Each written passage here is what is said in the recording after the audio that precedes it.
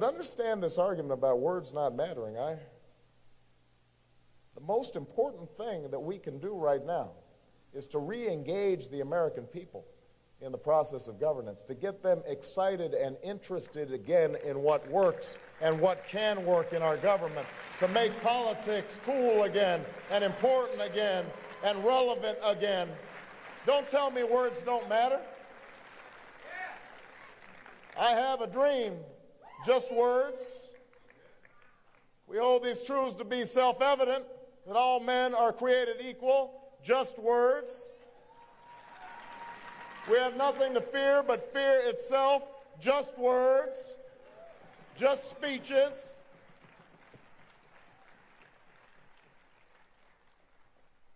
It's true that speeches don't solve all problems, but what is also true is if we cannot inspire the country to believe again, then it doesn't matter how many policies and plans we have, and that is why I'm running for President of the United States of America, and that's why we just won 8 elections straight, because the American people want to believe in change again.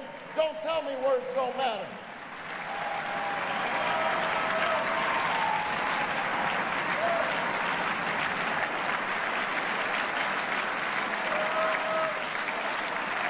Don't tell me ideals and inspiration don't matter. Don't tell me hope doesn't matter. It's fascinating to me to see lately my campaign criticized because I talk about hope too much. Oh, he's talking about hope again. He's so naive. He's so idealistic. His head's in the clouds. He's a hope monger. He needs a reality check. He's peddling false hopes. False hopes. False hopes. The notion is, apparently, that if you talk about hope, you must not have a clear view of reality. That you must just be, going around happy as can be, ignorant of those mean Republicans out there, all the barriers that stand in your way. Listen, it's true I talk about hope a lot. I talk about hope because it's very unlikely that I'm standing on this stage here tonight. I was born to a teenage mom. My father left when I was 2. I was raised by a single mother and my grandparents. They didn't have money and they didn't have wealth. They had no status. They gave me love, they gave me an education, and they gave me hope. And so I do talk about hope. We put hope on our signs. I delivered a speech in Boston about hope. I wrote a book called The Audacity of Hope. But this notion that somehow hopes are false, that implies that hope is blind optimism, that you're passive, that you're waiting and sitting back for good things to happen, that you're shirking from a fight. That's not what hope is. Hope is not blind optimism. Hope is not ignoring the challenges that stand in your way. I know how hard it will be to bring about change in this country. I know how hard it's going to be to deliver on universal health care. If it was easy, it would have already been done. I know how difficult it will be to bring about a sensible energy policy in this country. ExxonMobil made $11 billion this past quarter. They don't want to give up their profits easily. I know how hard it will be to alleviate poverty in places like inner city Milwaukee or the south side of Chicago. That poverty is built up over generations, over centuries. Same thing in the reservations. There's a long history there that we've never fully accounted for. I know how hard it will be to fix our schools because it's not just a function of money. It is a function of changing attitudes.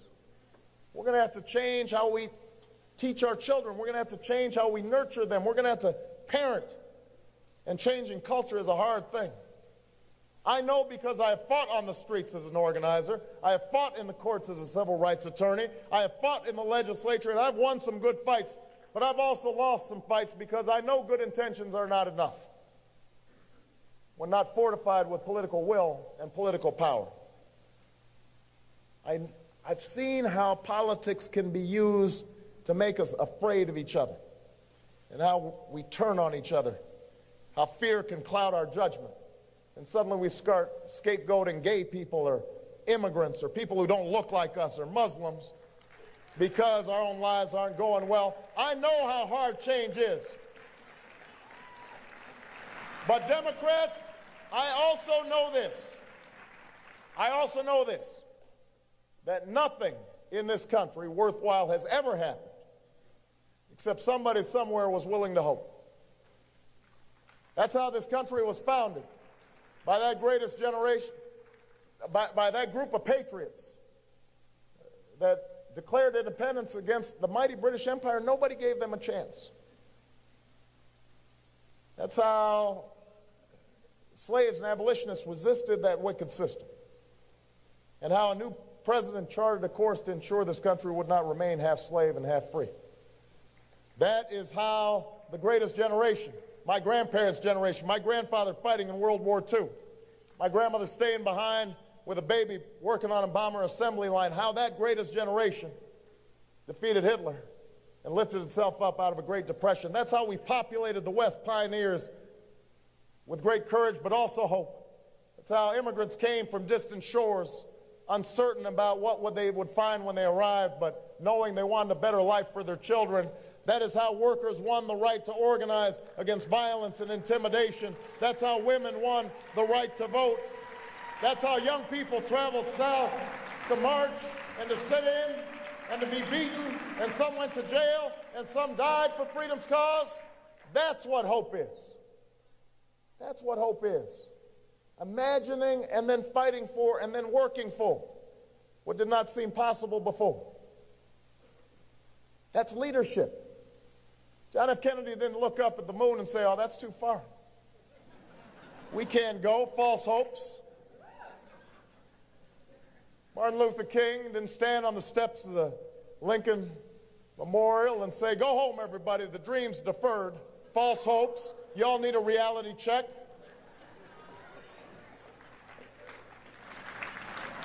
There is a moment in the life of every generation when that spirit of hopefulness has to come through if we are to make our mark on history. When we cast aside the fear and the doubt and the cynicism and we stop settling for what the cynics tell us we have to settle for, when we join together and we decide that we are going to roll up our sleeves and we are going to remake this country block by block, neighborhood by neighborhood, county by county, state by state, when we decide in our guts, when we are determined that our children and grandchildren deserve the same chances somebody gave us, when we make a determination and we are willing to fight on the basis of the conviction that we are going to keep the dream alive for those who still yearn for justice and still thirst for opportunity. And Democrats, this is our moment. This is our time. And if you will stand with me on Tuesday, if you vote for me on Tuesday, if you are willing to keep on marching and organizing and knocking on doors and making phone calls and attracting young people and getting old folks reinvigorated and getting the middle folks involved, I promise you we will not just win Wisconsin, we will win this nomination, we will win the general election, and together, you and I, we will change this country and we will transform the world. Thank you, Wisconsin. I love you.